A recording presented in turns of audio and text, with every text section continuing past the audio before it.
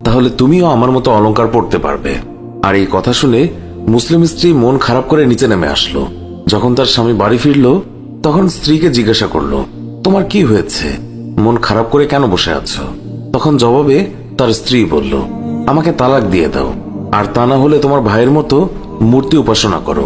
এই কথা শুনে মুসলমান ভাই বলল, হে আল্লাহর বান্দি, তোমার কি ভয় হয় না আল্লাহকে? তখন স্ত্রী বলল, দয়া করে বেশি কথা বাড়িও না, আমার আর এইরকম ফকিরের মতো জীবন ভালো লাগে না। অন্যদিকে তোমার ভাইয়ের স্ত্রীকে দেখো, কত দামি দামি কাপড়ের অলংকার পরে, আমার তো কিছুই নেই। তখন মুসলিম ভাইটি ভাবলো এইভাবে তার স্ত্রীকে বোঝানো সম্ভব নয়, তাই স্ত্রীকে সান্ত্বনা দিয়ে বলল, কালকে থেকে আমি কোনো কারখানায় কাজ করে তোমাকে 2 দিরহাম দেব, এখান থেকে তুমি তোমার প্রয়োজনীয় জিনিস কিনে নিও। আর এই কথা শুনে স্ত্রী কিছুটা শান্ত হলো। পরের দিন সকালে উঠে সেই ব্যক্তি কাজের খোঁজে বেরিয়ে গেলেন, কিন্তু তিনি কোনো কাজ পেলেন না। তিনি এদিক সেদিক কাজ করছিলেন।